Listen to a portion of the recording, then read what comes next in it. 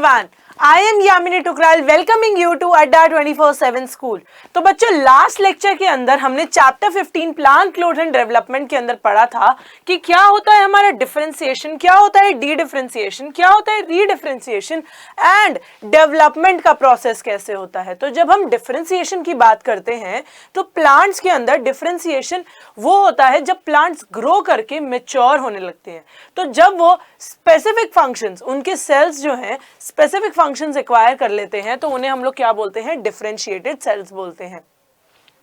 जब वो सेल्स एक बारी कैपेबिलिटी लूज कर देते हैं डिवाइड करने की और उसके बाद में कुछ कंडीशंस के अंदर रीगेन कर लेते हैं तो उस कंडीशन को हम लोग डी डिफरेंशिएशन बोलते हैं। और वैसे ही जब डी डिफरेंशिएटेड सेल्स अपनी एबिलिटी को लूज कर देते हैं डिवीजन की और उसके बाद में वो फिर से डिवाइड करना शुरू कर देते हैं तो उसे हम लोग क्या बोलते हैं, उसे हम लोग रीडिफरेंशिएशन बोलते हैं।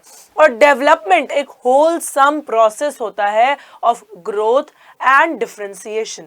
तो जब हम लोग डेवलपमेंट की बात करते हैं तो डेवलपमेंट का मतलब होता है कि पहले प्लांट ने फिजिकली ग्रो किया और उसके बाद में उसने मैच्योरिटी हासिल करी, तो वो ओवरऑल चीज को हम लोग क्या बोलते हैं, डेवलपमेंट बोलते हैं। तो आज के लेक्चर में हम लोग पढ़ने जा रहे हैं प्लांट ग्रोथ रेगुलेटर्स, मतलब प्लांट की ग्रोथ को कौन कौन सी चीजें अफेक्ट करती हैं, कौन कौन सी चीजें रेगुलेट करती हैं, वो आज हम लेक्चर में करने जा रहे हैं। तो स्टार्ट करते हैं। So the plant growth regulators, जिनको हम पीजीआरस भी बोलते हैं, they are small simple molecules of diverse chemical composition. बहुत ही छोटे सिंपल मॉलिक्यूल्स होते हैं जिनके अंदर क्या होता है, डाइवर्स केमिकल कॉम्पोजिशन होता है, मतलब बहुत ही ज्यादा वैरायटी में केमिकल कॉम्पोजिशन होता है। They could be indole compounds, indole 3 acetic acid, adenine derivatives N6-furfuryl aminopunine kinetin, derivatives of carotenoids, abscisic acid ABA, terpenes, gibberellic acid GA3 और गैसेस इथिलीन या फिर C2H4। तो क्या क्या हो सकते हैं ये हमारे इंडोल कंपाउंड्स होते हैं, एडेनाइन हो सकते हैं, कैरोटेनॉइड्स हो सकते हैं, टर्पीन्स हो सकते हैं और गैसेस हो सकते हैं। तो ये सारी चीजें हम क्या बोल सकते हैं कि ये सारी चीजें हमारी प्लांट की ग्रोथ को रेगुलेट करती है। इनको हम लोग क्या बोलते हैं, पीजीआर बोलते हैं, प्लांट ग्रोथ रेगुलेटर्स बोलते हैं। जैसे कि आप इनकी टाइप्स को देख के समझ ही गए होंगे, बहुत ही ज्यादा डाइवर्स होते हैं केमिकल कॉम्पोजिशन, बहुत ही ज्यादा, क्योंकि देखो कितने अलग अलग केमिकल कंपाउंड्स जो है वो इफेक्ट कर रहे हैं, है ना, कितने अलग अलग केमिकल कंपाउंड्स जो हैं वो इफेक्ट कर रहे हैं। The PGRs can be broadly divided into two groups based on their functions in a living plant body. Basically इनको हम दो ग्रुप्स के अंदर डिवाइड कर सकते हैं। पहला ग्रुप जो होता है, it is involved in the growth promoting activities, मतलब जो कि ग्रोथ को प्रमोट करता है, फिजिकल ग्रोथ को जो कि प्रमोट करता है, जैसे कि हमारा क्या है, सेल डिवीजन हो गया, सेल एनलार्जमेंट हो गया, पैटर्न फॉर्मेशन हो गया, ट्रॉपिक ग्रोथ हो गया, फ्लावरिंग हो गया, फ्रूटिंग हो गया, सीड फॉर्मेशन हो गया। ये सारा जो है एक ग्रुप के अंदर इन्वॉल्व होता है क्योंकि ये क्या होते हैं, ग्रोथ प्रमोटिंग एक्टिविटीज। ये क्या होती है, हमारी ग्रोथ प्रमोटिंग एक्टिविटीज होती हैं। These are also called plant growth promoters। अब जो भी चीज ग्रोथ को प्रमोट कर रही होगी, मतलब ग्रोथ करवा रही होगी प्लांट में, तो उसे हम लोग क्या बोलेंगे, ग्रोथ प्रमोटर बोलेंगे। वैसे ही जो चीजें फिजिकली ग्रो करने में हेल्प करती हैं उनको हम लोग क्या बोलते हैं, प्लांट ग्रोथ प्रमोटर्स बोलते हैं। Example auxins, gibberellins and cytokinins. ये तीनों चीजें जो हैं प्लांट की ग्रोथ को प्रमोट करती हैं, मतलब बढ़ावा देती हैं कि प्लांट जो है फिजिकली ग्रो करे। तो क्या होता है, ये ऑक्सिन्स हो गए, जिबेलिन्स हो गई, साइटोकाइनिन्स हो गई, सारे के सारे प्लांट ग्रोथ प्रमोटर्स होते हैं। The PGRs of the other group, they play an important role in plant responses to wounds and stresses of biotic and abiotic origin। जो दूसरा ग्रुप है वो क्या करता है, वो प्लांट रिस्पॉन्स को रेगुलेट करता है टू वुंड्स एंड स्ट्रेसेस, मतलब कहीं से अगर प्लांट कट गया, कहीं से वो बीमार हो गया, तो उसकी जो कट है उसको रेगुलेट करने के लिए क्या करता है, वुंड्स में हेल्प करता है, स्ट्रेसेस में हेल्प करता है।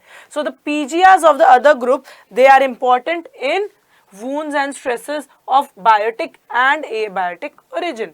So they are also involved in various growth inhibiting activities। तो ये वाले क्या करते हैं, ये ग्रोथ को इनहिबिट करते हैं। तो कितने हो गए, टू ग्रुप्स की अगर हम लोग बात करें PGRs के, तो एक हो गए हमारे ग्रोथ प्रमोटिंग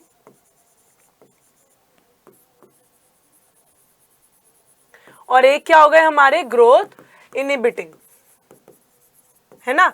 ये दो ग्रुप्स हो गए हमारे।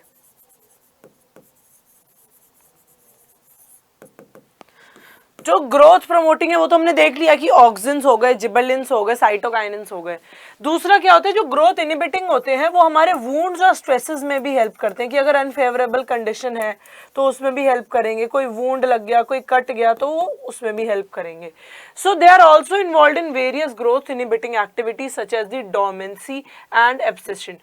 ग्रोथ इनहिबिटिंग हमारी कब होती है, जब हमारी क्या होती है, अनफेवरेबल कंडीशंस होती हैं। जब हमारी अनफेवरेबल कंडीशंस होती है तब ग्रोथ को रोक दिया जाता है और प्लांट को डोरमेंसी वाले स्टेज में जाना पड़ता है, जिसके अंदर या तो सिस्ट बन जाते हैं या फिर वो ग्रो करना बंद कर जाता है। तो डोरमेंसी में, ताकि वो प्लांट जो है सर्वाइव कर जाए अनफेवरेबल कंडीशन। अगर वो ग्रो करता रहेगा तो वो अनफेवरेबल कंडीशन को सर्वाइव नहीं कर पाएगा।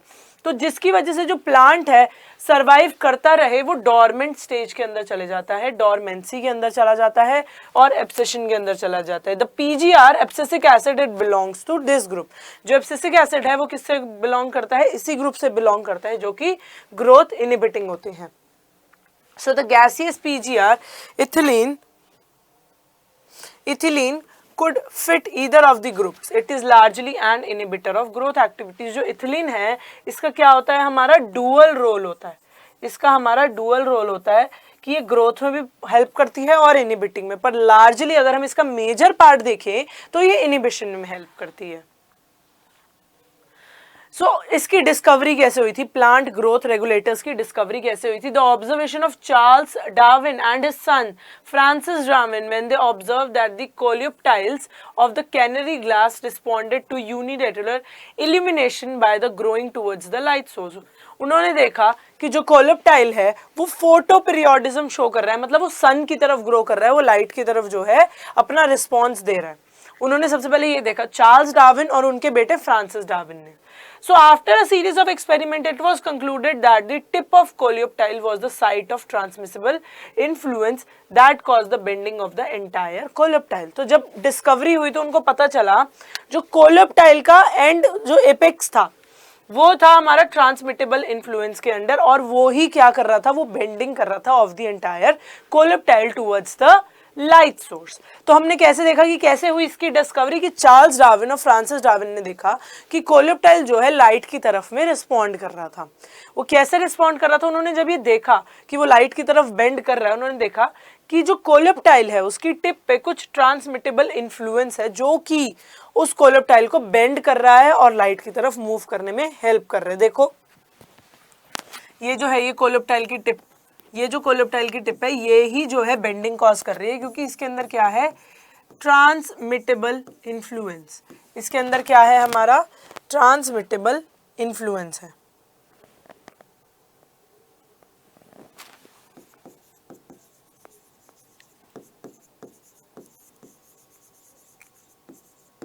So the experiment used to demonstrate that the tip of coleoptile is the source of auxin.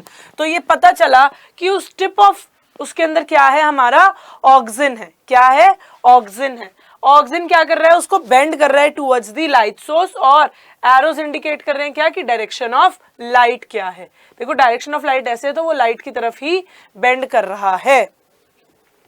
Auxin was isolated by F.W. Went. Auxin किसने आइसोलेट किया था, F.W. वेंट ने, from the tips of coleoptiles of oat seedlings. Oat seedlings के अंदर हमें ये मिला था और इसके अंदर से हमें क्या आइसोलेट किया गया था, ऑक्सिन आइसोलेट किया था। So the bakanae, the foolish seedling disease of the rice seedlings was caused by fungal pathogen Gibberella fugicori. E. Kurosawa reported that the appearance of symptoms of the disease is uni-infected rice seedlings when they were treated with sterile filtrates of the fungus. The active substances were later identified as gibberellic acid. तो ये देखा गया कि जो foolish seedling disease होता है, जिसको हम लोग क्या बोलते हैं, बेकेन बोलते हैं, वो किसके अंदर, राइस सीडलिंग्स के अंदर मिला, और it was a fungal infection by a fungal pathogen Gibberella fujikuroi. ठीक है, कुरोसावा ने रिपोर्ट किया कि उसके जो सिम्टम्स है इन्फेक्टेड राइस सीडलिंग के अंदर, जब उनको स्टेराइल फिल्ट्रेट के साथ, sterile filtrate of this fungus, इसके साथ ट्रीट किया गया, so the active substrate were later identified as the gibberellic acid. जो सबस्ट्रेट थे उनको हमने कैसे आइडेंटिफाई किया था? As gibberellic acid. F. Skoog and co-workers observed that the form of internodal segments of tobacco stems, the calyx proliferated only if in addition to the auxin to the nutrient medium was supplemented with one of the following, either the extracts of vascular tissues, yeast extract या फिर coconut milk और DNA। तो Skoog और co-workers ने observe किया tobacco segments के अंदर जो भी इंटरनोडल सेगमेंट्स हैं वो कैसे ग्रो कर रहे थे? By the addition of auxins with any of these in the nutrient medium. चाहे वो वैस्कुलर एक्सट्रैक्ट हो, चाहे वो यीस्ट एक्सट्रैक्ट हो, चाहे वो कोकोनट मिल्क ऑफ डीएनए हो, उसको अगर हम लोग क्लब करके ऑक्सिन के साथ न्यूट्रिएंट मीडियम के अंदर डाल रहे थे तो वो इंटरनोडल सेगमेंट्स जो कि टोबैको स्टेम्स के अंदर थे उनकी ग्रोथ में हेल्प कर रहा था। तो स्कूग एंड मिलर इन्होंने आइडेंटिफाई किया कि cytokinesis promoting active substance that they termed as kinetin. Kinetin को उन्होंने ऑब्जर्व किया कि जो साइटोकाइनेसिस है उसको जो प्रोमोट कर रहा है एक्टिव सब्सटेंस, उसका नाम क्या है? काइनेटिन है। तो ऐसे जो हमें कौन कौन सी चीजें पता चली? ऑक्सिन पता चली, हमारे जिबर्लिक एसिड पता चले,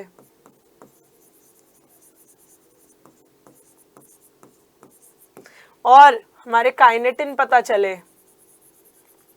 तो ये सारी चीजों की डिस्कवरी हुई थी, ये सारी चीजों की, ये वाली सारी चीजों की जो है डिस्कवरी हुई थी। So during the mid 1960s 3 independent researchers reported the purification and chemical characterization of 3 different types of inhibitor B, abscission 2 and dormin। और इन तीनों को बाद में क्या बोला गया था कि ये तीनों के तीनों क्या थे? हमारे abscisic acid.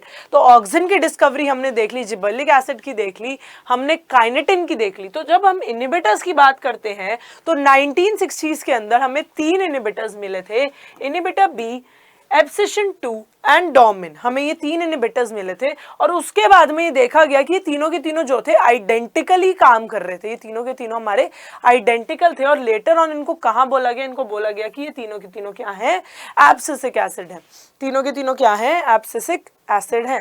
So the cousins confirm the release of a volatile substance from the ripened oranges that hasten the ripening of stored unripe bananas. Later this volatile substance was identified as ethylene, a gaseous PGR। तो cousins ने क्या confirm किया?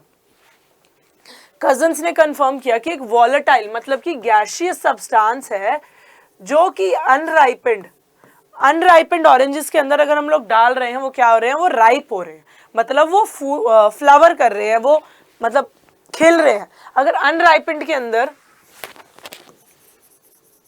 अनराइपेंड oranges के अंदर हम लोग ethylene डालेंगे तो वो क्या करेंगे? वो राइपेंड हो जाएंगे, वो राइपेंड हो जाएंगे। तो इससे क्या पता चल रहा है कि जो हमारा इथिलीन है या फिर इथाइलीन है वो क्या कर रहा है? वो ग्रोथ प्रमोट कर रहा है। वो क्या कर रहा है? वो ग्रोथ प्रमोट कर रहा है ना। तो ये भी एक डिस्कवरी हो गई कि हाँ ये कुछ वॉलेटाइल, कुछ गैसियस पीजीआर है जो कि ग्रोथ को प्रमोट कर रहा है। अगर हम लोग उसे अनराइपेंड ऑरेंज के अंदर डाल रहे हैं तो वो ऑरेंज को राइप कर रहा है। तो इसी तरीके से हमारा क्या आइडेंटिफाई हो गया? इथाइलीन हो गया आइडेंटिफाई। सो अब हम जो है एक एक करके सारे प्लांट ग्रोथ रेगुलेटर्स के फिजियोलॉजिकल इफेक्ट्स देखेंगे। सबसे पहला अगर हम लोग स्टार्ट करें तो सबसे कॉमन और सबसे पहला है हमारा ऑक्सिन्स।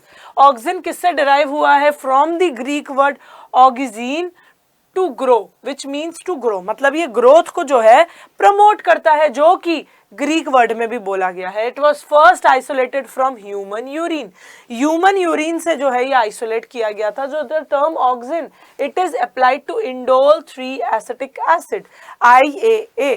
इसका केमिकल फॉर्मूला क्या है? इंडोल 3 एसिडिक एसिड, जिसको हम लोग क्या बोलते हैं? IAA, and to other natural and synthetic compound having certain growth regulating properties. So they are generally produced by the growing apices of the stems and the roots. Basically ये कहाँ से produce होते हैं? By the tips of stems and roots. कहाँ से होते हैं ये? Tips of stems and roots से जो है हम लोग इनको isolate कर सकते हैं। From where they migrate to the regions of their action. ये produce कहाँ पे होते हैं? हमारे produce होते हैं from the tips of stems और roots, और फिर जो है ये migrate कर जाते हैं to other parts of the plant.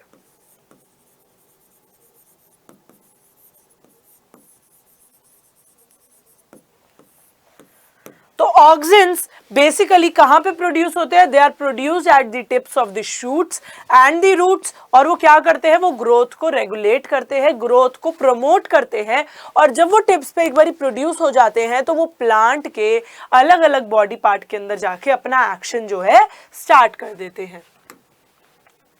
Auxins like IAA and indole butyric acid IBA. IAA और IBA जो है इनका केमिकल फॉर्मूला हो सकता है have been they are isolated from plant। तो फर्स्ट ऑक्सिन कहाँ से आइसोलेट हुआ था? फ्रॉम दी ह्यूमन यूरिन, और उसके बाद में कहाँ से आइसोलेट होने लग गए? IAA और IBA फ्रॉम दी प्लांट्स।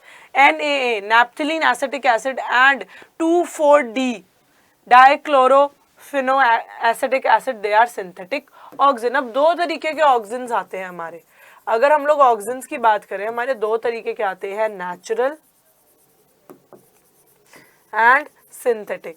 जो नेचुरल है वो हमारे कहां से मिलते हैं? From the plants, human urine, और इसके एग्जाम्पल क्या है? IAA, IBA।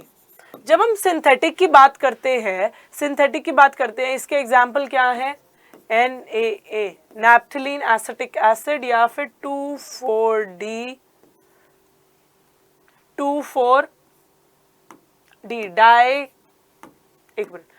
Dichlorophenoxy acetic acid, dichlorophenoxy acidic acid. ये हमारे क्या है? सिंथेटिक है, मतलब ये नेचुरल सोर्सेज से जो है हम लोग एक्सट्रैक्ट नहीं करते हैं, ये हमें सिंथेटिकली प्रोड्यूस करने पड़ते हैं। They help to initiate the rooting in stem cuttings and application widely used for plant propagation. Basically ये किसमें मदद करते हैं? हमारे vegetative propagation में मदद करते हैं। किसमें मदद करते हैं? vegetative propagation के अंदर मदद करते हैं, जिसके अंदर जब हम लोग एक स्टेम कटिंग लेते हैं, मतलब अगर हम स्टेम का एक हिस्सा लेंगे तो उसके अंदर रूटिंग करवानी हो तो क्या ऐड करेंगे? ऑक्सिन ऐड करेंगे। Auxins they promote flowering, example in pineapples, and they help to prevent fruit and leaf drop at early stages. ये और क्या करते हैं? ये फ्लावरिंग को प्रमोट करते हैं, जैसे कि पाइनएप्पल्स के अंदर ये होते हैं। और क्या करते हैं? पर ये जो फ्रूट और लीफ ड्रॉपिंग होती है एट दी अर्ली स्टेजेस, इनको भी प्रिवेंट करते हैं कि फ्रूट और लीव्स जो है गिर ना जाए जल्दी में। जल्दी मतलब यंग एज के अंदर जो है फ्रूट और लीव्स को गिरना नहीं चाहिए, तो ये उसको भी इनहिबिट करते हैं कि वो गिरे नहीं। But promote the abscission of older mature leaves and fruit. जब लीव्स जो है मैच्योर हो जाती हैं, ओल्ड हो जाती हैं, फ्रूट्स जब ओल्ड हो जाते हैं, तो उनका एब्सेशन यानी उनका ड्रॉप जो है ये लोग प्रमोट करते हैं। उनका ड्रॉप जो है ये लोग प्रमोट करते हैं कि हाँ, उसके बाद में वो सेनेसेंस की तरफ अगर जा रही हैं, ओल्ड एज की तरफ अगर जा रही हैं, तो उनको हम लोग जो है ड्रॉप कर दें, उनको हम लोग ड्रॉप कर दें। जितने भी पुराने फूल हैं, पत्ते हैं, फ्रूट्स हैं, उनको जो है झड़ना चाहिए और उसके बाद में जो है नए ग्रो करने चाहिए। पर ये जो नए जो यंग होते हैं उनको ड्रॉप नहीं होने देता है, उनको ड्रॉप नहीं होने देता है। So in most higher plants, the growing apical bud, it inhibits the growth of lateral axillary buds and a phenomena it is known as apical dominance. जब हम इसके अंदर आते हैं तो हमें एक वर्ड मिलता है apical dominance. Apical dominance क्या होता है कि अगर ये हमारी स्टेम है, अगर हमारी एक स्टेम है और यहाँ पे एक बड है और यहाँ पे भी अलग अलग बर्ड्स ने ग्रो करना है, तो जो अपाइकल बर्ड जो है ग्रो कर रही है ये इनको जो है इनहिबिट कर देगी, ये इनको जो है इनहिबिट कर देगी। मतलब अगर वो टिप पे ग्रो कर रही है तो वो लेटरल वाली को इनहिबिट कर देगी कि उसे नहीं ग्रो करना है। तो इससे क्या पता चलता है, जो टिप पे हमारी बर्ड है वो डोमिनेंट है, जो टिप पे हमारी बर्ड है वो डोमिनेंट है और वो लेटरल वालों को ग्रो नहीं करने दे रही है। और इस चीज को हम लोग क्या बोलते हैं, इस चीज को हम लोग बोलते हैं क्या, अपाइकल डोमिनेंस, कि जो टिप वाली बर्ड है वो डोमिनेंट है over the lateral birds. So the removal of the shoot tips, decapitation, क्या वर्ड होता है ये हमारा, डीकैपिटेशन। वो क्या होता है, जब हम शूट की टिप्स को उड़ा देते हैं, उनको रिमूव कर देते हैं। It usually results in the growth of lateral buds. जब शूट की टिप को हटाएंगे तो हमारी लेटरल बड्स ग्रो करने लगेंगी। And it is widely applied in the tea plantation, ये टी प्लांटेशन के अंदर वाइडली अप्लाइड होता है। तो अगर हम इसको कट कर दें, इसको हम डीकैपिटेशन कर दें, इसकी हम डीकैपिटेशन कर दें, इसका रिमूवल कर दें, तो अपाइकल डोमिनेंस खत्म होके लेटरल बर्ड्स जो हैं वो आने लग जाएंगी, वो फ्लावर करने लग जाएंगी। तो ये हमें पता चल गया कि अपाइकल डोमिनेंस क्या होता है और हम लोग इसे कैसे ठीक कर सकते हैं, डीकैपिटेशन के through. Removal of the shoot tips नहीं बोलेंगे, हम हमेशा क्या यूज करेंगे, decapitation. Auxins they induce parthenocarpy, example in tomatoes. मतलब बिना फ्यूजन के जब क्लोन्स को प्रोड्यूस करना होता है उसे हम लोग क्या बोलते हैं, बिना fusion of the mail and female gamete जब हम फ्रूट्स को प्रोड्यूस करते हैं उसे हम लोग क्या बोलते हैं, पार्थेनोकार्पी। तो ऑक्सिन्स जो है पार्थेनोकार्पी को इंड्यूस करते हैं। They are widely use as herbicides, herbicides की तरह भी हम उन्हें यूज कर सकते हैं। 2,4-D, it is widely use to kill dicotyledons, weeds, does not affect the mature monocotyledons, it is used to prepare weed free lawns। तो weedicides की जब हम लोग बात करते हैं तो हमारा 2,4-D ऑक्सिन जो है वो एज अ वीडिसाइड भी यूज होता है, एज अ वीडिसाइड भी यूज होता है, जिसके अंदर जो है, जिसके थ्रू हम लोग जो है वीड्स जो कि अनवांटेड प्लांट्स होते हैं उनको रिमूव कर देते हैं। So it is use to prepare weed free lawns. ये जो वीड फ्री लॉन्स बनाने में मदद करता है, क्योंकि इसके लिए गार्डनर्स के लिए इजी हो जाता है। अगर वो वीडिसाइड डाल दें तो वीड्स और नहीं आएंगे, तो क्या होगा, जो लॉन्स बन रहे हैं वो वीड फ्री होंगे।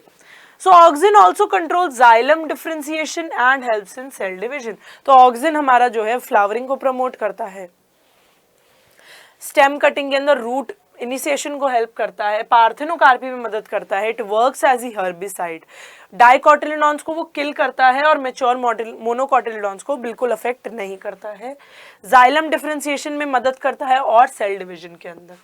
तो ये आप देख सकते हो कि ये हमारी शूट टिप है। अगर हमने ये हमारी शूट टिप है, अगर शूट टिप को रिमूव कर दिया, कैसे जो है लेटरली हमारी बर्ड्स ग्रो करने लगेंगी, पर अगर शूट टिप रहेगी तो हमारी लेटरली बर्ड्स ग्रो नहीं करेंगी। नेक्स्ट हमारा आता है क्या, प्लांट ग्रोथ रेगुलेटर, जिबेलिन्स। जब हम जिबेलिन्स की बात करते हैं तो they are more than 100 gibberellins reported from widely different organism such as fungi and higher plants. जब हम लोग जिबेलिन्स की बात करते हैं तो 100 से ज्यादा जिबेलिन्स जो है हमने रिपोर्ट करे हैं, जो कि कहाँ से मिलते हैं, from the fungi and higher plants. Fungi और हायर प्लांट से हमें जो है जिबेलिन्स मिलते हैं। So they are donated as a GA1, GA2, GA3 and so on. कितने जिबेलिन्स हमारे 100 हैं, तो GA1 से हम लोग शुरू होते हैं और GA100 तक जाते हैं। जिबेलिक एसिड, या तो हम इन्हें जिबेलिक एसिड भी बोल सकते हैं या फिर हम लोग इन्हें जिबेलिन्स भी बोल सकते हैं। However, the gibberellic acid 3, it was one of the first gibberellins to be discovered and remains the most intensively studied form। कौन सी सबसे इंपॉर्टेंट है इन सब में से, GA3। तो GA3 सबसे पहले डिस्कवर हुई थी, GA3 सबसे पहले डिस्कवर हुई थी और इसके अंदर ही जो है सारी की सारी जो है आजकल स्टडीज वगैरह परफॉर्म की जा रही हैं। So all the gibberellic acids, they are acidic. They produce a wide range of physiological responses in the plants. Their ability to cause an increase in the length of the axis, it is used to increase the length of the grape stalk. तो gibberellic acids क्या होते हैं, they are basically acid और ये क्या करते हैं, stem की length को बढ़ाते हैं, elongate the stem length increase करते हैं। So the gibberellins cause fruits like apple to elongate and improve its shape. मतलब gibberellins जो होते हैं हमारे बेसिकली elongation में हेल्प करते हैं और वो क्या करते हैं जिससे कि फ्रूट जो है अपनी शेप को इम्प्रूव कर ले. They also delay senescence. ये senescence यानी कि ओल्ड एज को भी डिले करते हैं. ये senescence यानी कि ओल्ड एज को भी डिले करते हैं. Thus the fruits can be left on the tree longer so as to extend the market period. So GA3 it is used to speed up the malting process in brewing industry. जो brewing industry के अंदर हमारा malting का process होता है उसको speed up करने के लिए भी हमारा जिबर्लिक एसिड होता है. स्टेम को एलोंगेट करने के लिए भी हमारा जिबर्लिक एसिड होता है. जिबर्लिक एसिड फ्रूट्स को भी एलोंगेट करता है और भी जो है इसकी अभी हम लोग जो है पढ़ेंगे कि क्या क्या यूजेस रहते हैं. So it increases the length of the stem. ये फ्रूट को भी जो है एलोंगेट कर देता है जिससे कि उसकी शेप प्रॉपर आ जाए और ये माल्टिंग प्रोसेस जो कि ब्रूइंग इंडस्ट्री के अंदर होता है उसको भी स्पीड अप कर देता है. The sugarcane it stores the carbohydrates as sugar in their stems. So spraying sugarcane cob with gibberellins it increases the length of the stem. जब हम sugarcane की बात करते हैं तो sugarcane ऑलरेडी कितना लंबा होता है ना, ऑलरेडी इतना लंबा होता है. इसके अंदर में अगर हम लोग जिबर्लिक एसिड ऐड करेंगे तो ये और ज्यादा एलोंगेट हो जाता है और इसके अंदर जो कार्बोहाइड्रेट स्टोर्ड है शुगर उसका कंटेंट भी बढ़ जाता है. So it increases the yield by as much as 20 tons per acre. 20 tons per एकड़ तक जो है उसकी यील्ड बढ़ जाती है. Spraying juvenile conifers with GS it hastens the maturity period thus leading to early seed production. जो juvenile conifers है, जुवेनाइल मतलब यंग कॉनिफर्स की जब हम लोग बात करते हैं उसके ऊपर जब हम लोग जिबर्लिक एसिड को स्प्रे करेंगे वो क्या करेगा, फटाफट से मैच्योरिटी पीरियड खत्म करेगा और अर्ली सीड प्रोडक्शन में हेल्प करता है. मतलब ये सीड प्रोडक्शन को हेल्प करता है किसके अंदर, कॉनिफर्स के अंदर. Gibberellins they also promote bolting which is the internode elongation before flowering in beet, cabbages and many plants with roseate habit. तो ये क्या करता है, ये इंटरनोडल बोल्टिंग भी करता है जिसके अंदर इंटरनोड एलोंगेशन करेगा. फ्लावरिंग से जस्ट पहले इंटरनोड की एलोंगेशन कर देगा जिसके जो किस किस के अंदर होता है, वो बीट हो गया, हमारा कैबेजेस हो गया और जितने भी रोजेट हैबिटेट के प्लांट्स होते हैं उनके अंदर ये इंटरनोडल एलोंगेशन करता है. नेक्स्ट हमारा प्लांट ग्रोथ रेगुलेटर आता है साइटोकाइनिन्स. साइटोकाइनिन्स क्या होते हैं, the plant growth hormone it is basic in nature. Gibberellins क्या है, हमारे एसिडिक है इसलिए हम लोग उन्हें क्या बुला सकते हैं, जिबर्लिक एसिड भी बुला सकते हैं. जो हमारे साइटोकाइनिन्स है वो बेसिक होते हैं नेचर में. So the most common forms क्या है इसके, काइनेटिन है, जियाटिन है etcetera and they are mainly they are synthesised in the roots. ये रूट्स के अंदर ही हमारे बनते हैं. फंक्शंस क्या होते हैं, सेल डिविजन, सेल डिफरेंशिएशन. जब वो प्लांट ग्रोथ को प्रमोट कर रहे हैं तो इन सब का कॉमन फंक्शन क्या होगा, cell division and cell differentiation. इनका कॉमन जो है वो चीज होती है कि ये चीज करेंगे ही करेंगे. जब हम लोग प्लांट ग्रोथ प्रमोशन की बात कर रहे हैं, जब जो हार्मोन्स प्लांट को प्रमोट करते हैं, ग्रोथ को प्रमोट करते हैं, उनका फर्स्ट पॉइंट हमेशा यही रहेगा, cell division and cell differentiation. Next it is essential for tissue culture. ये टिश्यू कल्चर में हेल्प करता है, अपाइकल डोमिनेंस को ओवरकम करने में मदद करता है और न्यूट्रिएंट्स के जो मोबाइलाइजेशन होती है, न्यूट्रिएंट्स जो पूरे के पूरे प्लांट के अंदर मूव करते हैं, एक प्लांट पार्ट से दूसरे प्लांट पार्ट में जाते हैं, उसके मोबाइलाइजेशन में भी हेल्प करता है, मोबिलाइजेशन में भी हेल्प करता है, उसकी मूवमेंट में भी हेल्प करता है कि एक प्लांट पार्ट को मिले तो दूसरे प्लांट पार्ट को भी न्यूट्रिएंट्स ढंग से मिले. तो ये है हमारे साइटोकाइनिन्स. इथाइलिन क्या है, हमारा गैसियस हार्मोन है जो कि ट्रांसवर्स या फिर आइसोडायमेट्रिक ग्रोथ को स्टिमुलेट करता है पर लॉन्गिट्यूडनल ग्रोथ को इनहिबिट करता है. मतलब इथाइलिन जैसे मैंने आपको बताया था इसका डुअल फंक्शन होता है, जिसके अंदर ये ग्रोथ भी करता है और ग्रोथ इनहिबिशन भी करता है. ग्रोथ अगर ये 20% करता है तो इनहिबिशन की तरफ इसका झुकाव 80% रहता है.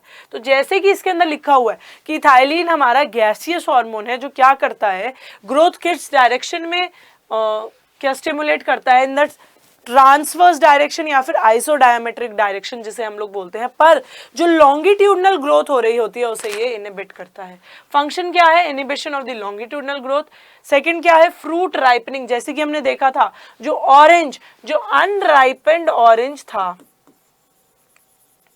उसके अंदर अगर हम लोग इथाइलिन को, जो अनराइपेंड ऑरेंज था उसके अंदर अगर हम लोग इथाइलिन को स्प्रे करते हैं, इथाइलिन आ गया तो वो क्या करेगा? उसे राइपेंड कर देगा, उसे राइपेंड कर देगा। और क्या करता है? ये सेनेसेंस भी करवाता है और अपाइकल डोमिनेंस को प्रमोट करता है, क्योंकि ये लॉन्गिट्यूडनल ग्रोथ को इनहिबिट करता है। तो अगर ये अपाइकल डोमिनेंस को प्रमोट करेगा तो उससे क्या होगा? अपाइकल डोमिनेंस को प्रमोट करेगा तो डायरेक्शन जो होगी उसकी लॉन्गिट्यूडनल नहीं रहेगी प्लांट की, तो इसलिए ये अपाइकल डोमिनेंस को प्रमोट करता है। नेक्स्ट हमारा प्लांट ग्रोथ हार्मोन है, प्लांट ग्रोथ रेगुलेटर है एब्सिसिक एसिड, जिसे हम लोग स्ट्रेस हार्मोन या फिर डोर्मिन भी बोलते हैं। क्या बोलते हैं? स्ट्रेस हार्मोन, क्योंकि ये इनहिबिट करता है ग्रोथ को, ये इनहिबिट करता है ग्रोथ को, तो इसे हम लोग स्ट्रेस हार्मोन भी बोलते हैं या फिर डोर्मिन भी बोलते हैं। और it acts as a general plant growth inhibitor, ये जनरल प्लांट ग्रोथ इनहिबिटर होता है। Abscisic acid it is produced in the roots of the plant. Abscisic acid कहाँ पे प्रोड्यूस होता है? In the roots of the plant और terminal buds at the top of the plant. जो terminal buds होती हैं at the top of the plant, वहां पे भी ये प्रोड्यूस होता है और रूट्स के अंदर भी होता है। मतलब ये कहाँ पे प्रेजेंट होता है? अपाइसिस पे प्रेजेंट होता है, टिप्स पे प्रेजेंट होता है, चाहे शूट्स हो या फिर रूट्स हो, वहां पे ये प्रोड्यूस होता है। ये फंक्शन क्या करता है? बड डोरमेंसी को प्रोड्यूस करवाता है, क्योंकि अगर बड डोरमेंट सिचुएशन में रहेगी तो वो ग्रोथ नहीं करेगी। लीव सेनेसेंस को प्रमोट करता है कि लीव जो है जल्दी जल्दी मेच्योरिटी की तरफ, ओल्ड एज की तरफ जाए और वो शेड ऑफ हो जाए। Induce parthenocarpy, production of the seedless plant, बिना fusion of the male and female gametes जो है फ्रूट्स को प्रोड्यूस करता है। सीड डेवलपमेंट और मेच्योरेशन को भी हेल्प करता है। तो एक बार हम सारे के सारे प्लांट ग्रोथ रेगुलेटर्स देख लेते हैं कि क्या क्या हमने आज के लेक्चर में देखा है। तो प्लांट ग्रोथ रेगुलेटर्स क्या होते हैं? They are diverse chemical compounds जो कि केमिकल कॉम्पोजिशन शो करते हैं। इंडोल डेरिवेटिव्स हो सकते हैं, एडेनाइन हो सकते हैं, कैरेटेनॉइड्स हो सकते हैं, गैसेस हो सकते हैं या फिर टर्पीन्स हो सकते हैं।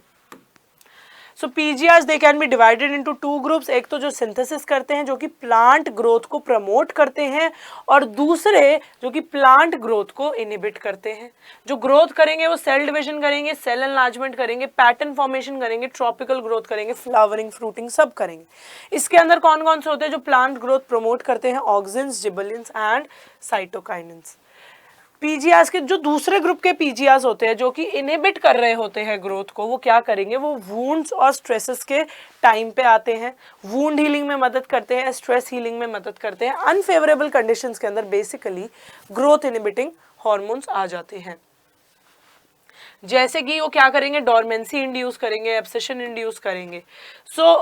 इथाइलिन जो है एक तरीके का गैसियस पीजीआर है जो कि ग्रोथ भी करवाता है और इनहिबिट भी करवाता है, पर लार्जली जो है ये इनहिबिशन में हेल्प करता है। तो चार्ल्स डार्विन और फ्रांसिस डार्विन ने ऑब्जर्व किया था कि जो कोलियोप्टाइल्स है उनकी टिप पे कोई ऐसी चीज मौजूद होती है, कोई ऐसा ट्रांसमिटेबल इन्फ्लुएंस होता है जिसकी वजह से वो लाइट की तरफ जो है बेंड हो जाता है और लाइट की तरफ ही ग्रो करने लगता है। तो बाद में ये पता चला कि वो क्या था? वो हमारा ऑक्सिन था। उसके बाद में ऑक्सिन को आइसोलेट किसने किया था? एफडब्ल्यू वेंट ने किया था। फिर हमारा आया एक फूलिश सीडलिंग डिजीज था जो कि क्या था, जिसको हम लोग बेकेन बोलते हैं। वो किसके अंदर? राइस सीडलिंग्स के अंदर देखा गया था। किस फंगल पैथोजन की वजह से हुआ था? जिबेरेल्ला फ्यूजिकोराई की वजह से हुआ था। और इसमें यह देखा गया था कि जब अनइन्फेक्टेड राइस सीडलिंग्स को ट्रीट किया गया था स्टेराइल फिल्ट्रेट्स ऑफ द जिबेरेल्ला फ्यूजिकोराई के साथ, तो देखा गया था कि उसके अंदर क्या था? The active substances they were gibberellic acid. फिर स्कूग ने क्या देखा कि जो टोबैको स्टेम्स हैं उनके अंदर जो इंटरनोडाल सेगमेंट्स हैं वो प्रोलिफरेट कर रही हैं because of the presence of auxin along with the vascular tissue, east extract, coconut milk और डीएनए। उसने ये देखा कि एक साइटोकाइनेसिस प्रमोटिंग फैक्टर भी था, जिससे हमने क्या बोला था, काइनेटिन बोला। तो मिड 1960s में क्या हुआ कि जब प्योरिफिकेशन और केमिकल कैरेक्टराइजेशन हुआ तो 3 इनहिबिटर्स जो है सामने निकल के आए, इनहिबिटर बी, एब्सिशन 2 और डॉर्मिन। ये तीनों के तीनों क्या थे, प्लांट ग्रोथ को इनहिबिट कर रहे थे। और लेटर ऑन देखा गया कि इन तीनों के अंदर बहुत ही ज्यादा कॉमन कैरेक्टरिस्टिक्स थे और इन्हें इकट्ठे क्या बोला गया, एब्सिसिक एसिड बोला गया। कजन्स ने कंफर्म किया कि जब अनराइपेंड ऑरेंज के अंदर हमने ऑक्सिन को डाला, जब इथाइलिन को डाला तो वो राइपन हो गए। तो उससे क्या पता चला कि इथाइलिन ने जो है ग्रोथ को प्रमोट किया।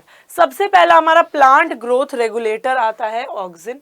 ऑक्सिन हमारा सबसे पहले किससे आइसोलेट हुआ था, फ्रॉम द ह्यूमन यूरिन, और it is applied to indole 3 acetic acid और इंडोल 3 ब्यूटायरिक एसिड। और ये क्या करते हैं, इनके अंदर ग्रोथ रेगुलेटिंग प्रॉपर्टीज होती हैं। And they are generally produced by, ये कहां से प्रोड्यूस होते हैं, फ्रॉम द ग्रोइंग अपाइसेस और the tips of roots and the stem. So auxins like IAA and IBA, indole acetic acid और indole butyric acid, they are isolated from the plants. और जो 2,4-D है, 2,4 डाइक्लोरोफेनॉक्सी acid, वो है synthetic auxin जो कि humans ने खुद सिंथेसाइज किया and it acts as a weedicide. ये एक वीडीसाइड की तरह एक्ट करता है। सो ऑक्सिन्स क्या करते हैं, स्टेम कटिंग जो होती है, मतलब ये प्लांट प्रोपोगेशन में मदद करते हैं। जो स्टेम कटिंग्स होती हैं उनके अंदर रूटिंग इनिशिएट करता है, फ्लावरिंग करता है पाइनएप्पल्स की, और प्रिवेंट करता है फ्रूट और leaf drop at early ages. क्या करता है, but promote the abscission of the older mature leaves. जो सेनेसेंस है वो मेच्योर लीव्स के अंदर वो प्रमोट करता है कि वो जल्दी से ग्रो करके, अगर वो मेच्योर हो गई है तो वो शेड ऑफ हो जाए। In most higher plants, the growing apical bud it inhibits the growth of the lateral bud, और इसे हम लोग क्या बोलते हैं, apical dominance। अगर हम उस शूट टिप वाले जो बड है उसको कट ऑफ कर देंगे, उसको रिमूव कर देंगे, डीकैपिटेशन कर देंगे, तो क्या होगा, लेटरल बड्स की जो ग्रोथ है वो प्रमोट हो जाएगी। सो it is widely applied in the T plantations. ये टी प्लांटेशंस के जो अंदर जो है वाइडली अप्लाई होता है। ऑक्सिन्स और क्या करते हैं, पार्थेनोकार्पी को इंड्यूस करते हैं, जैसे कि टोमेटोज के अंदर हर्बिसाइड्स की तरह करते हैं। इनको क्या है, डाइकोटिलेडॉन्स को ये लोग किल करते हैं, और मेच्योर मोनोकोटिलेडॉन्स को ये लोग कुछ नहीं कहते हैं। They also control the xylem differentiation और सेल डिविजन में भी मदद करते हैं। नेक्स्ट हमारे क्या आते हैं, नेक्स्ट हमारे आते हैं जिबर्लिन्स आते हैं। अगर हम लोग जिबर्लिन्स की बात करें तो 100 से ज़्यादा जिबर्लिन्स होते हैं जो कि वाइडली डिफरेंट ऑर्गेनिजम्स में रिपोर्ट किए गए हैं, जैसे कि फंजाई के अंदर, हायर प्लांट्स के अंदर। जिबर्लिन एसिड्स के नाम क्या क्या है, GA1 से लेके GA100 तक, पर इसके अंदर जो GA3 है वो हमारा सबसे पहले डिस्कवर्ड हुआ था, और सबसे ज़्यादा जो स्टडीज होती है हमारी GA3 पे ही होती हैं।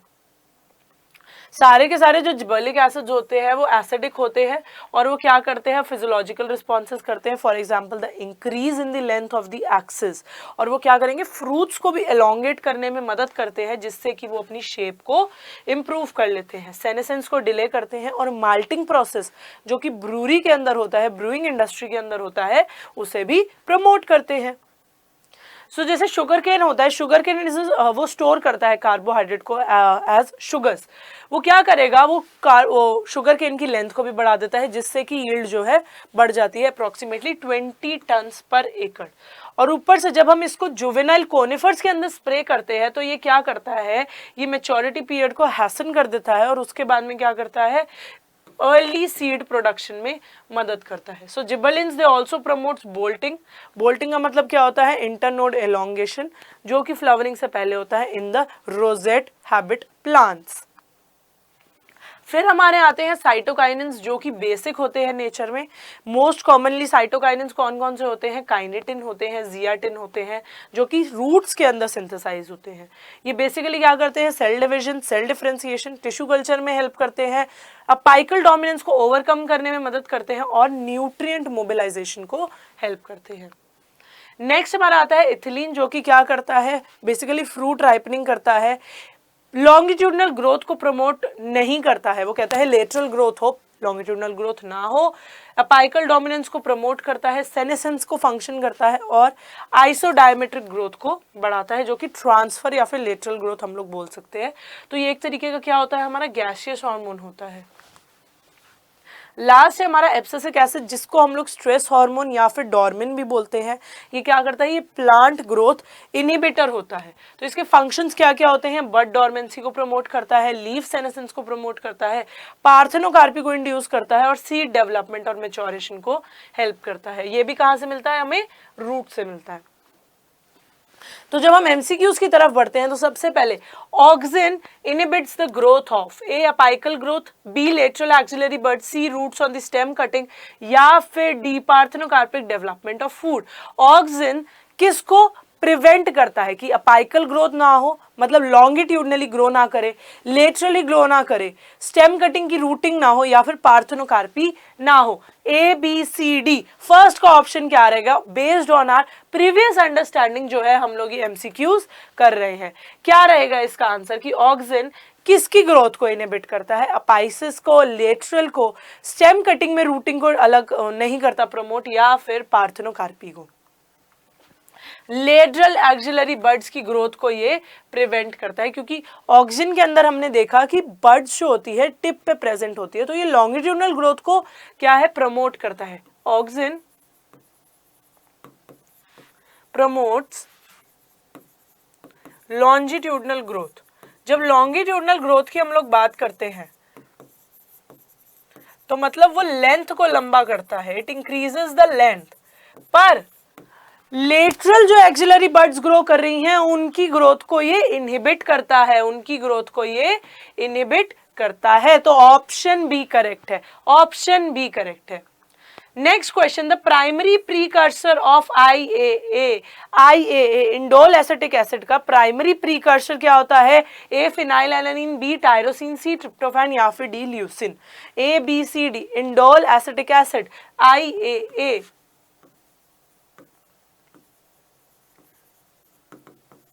उसका प्रीकर्सर कौन होता है, उसका प्रीकर्सर होता है हमारा ऑप्शन सी ट्रिप्टोफैन। ट्रिप्टोफैन से क्या बनता है, हमारा इंडोल एसिटिक एसिड बनता है।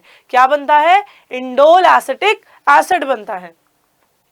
Next question, which of the growth substance acts as a stimulant during the nodule formation in leguminous plants. कौन सा जो ग्रोथ सब्सटेंस है वो नोड्यूल फॉर्मेशन में मदद करता है in the leguminous plants. A ethylene, B ABA, C IAA या फिर D morphactin. ABCD, CIAA, indole acetic acid जो है हमारा ग्रोथ को आगे करता है, नोड्यूल फॉर्मेशन की ग्रोथ जो कि लेग्यूमिनस प्लांट्स के अंदर होती है। लेग्यूमिनस प्लांट्स के अंदर नोड्यूल्स क्यों होते हैं, क्योंकि वो एटमॉस्फेरिक नाइट्रोजन को फिक्स करने में मदद करते हैं। तो ऑप्शन सी IAA करेक्ट है, ऑप्शन सी IAA करेक्ट है। Next question, the coconut milk contains a cytokinin which promotes the plant growth. A naphthalene acetic acid, B indole 3 acetic acid, C gelatin या फिर 4 zeatin।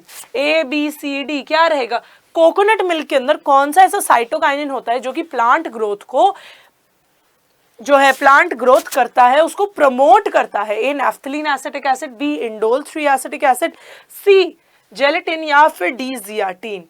इसका answer है option D zeatin. Zeatin हमारा coconut milk के अंदर मौजूद होता है जो कि प्रमोट करता है प्लांट की ग्रोथ को। Next question is which of the following is not an auxin. इनमें से कौन सा जो है ऑक्सिन नहीं है। A indole 3 acetic acid, B maleic hydrazide, C indole butyric acid या फिर डी नैफ्थलीन एसिटिक एसिड। इनमें से कौन सा ऑक्सिन नहीं है, इज नॉट एन ऑक्सिन। तो जब हम नॉट एन ऑक्सिन की बात करते हैं तो मैलिक हाइड्राजाइड जो है ऑक्सिन नहीं है। ऑप्शन बी करेक्ट है, indole 3 acetic acid IAA IBA तो हमारा है, और नैफ्थलीन एसिटिक एसिड जो कि हमारा सिंथेटिक ऑक्सिन है, ये भी एक ऑक्सिन है। तो कौन सा निकला हमारा, अगर हम एलिमिनेशन मेथड से भी चले, option B maleic hydrazide is not an auxin. तो बच्चों ये था हमारा प्लांट ग्रोथ रेगुलेटर्स के बारे में। नेक्स्ट क्लास के अंदर हम लोग लास्ट टॉपिक इस चैप्टर का पढ़ेंगे जो कि है फोटोपीरियोडिज्म एंड वर्नलाइजेशन, और उसके बाद में हम एनसीईआरटी क्वेश्चंस करके इस चैप्टर को फिनिश ऑफ कर देंगे, प्लांट ग्रोथ एंड डेवलपमेंट। अगर आपको मेरी वीडियो पसंद आई है तो लाइक करना, शेयर करना, सब्सक्राइब करना अड्डा 24/7 स्कूल के चैनल को। Thank you for watching the video and bye bye.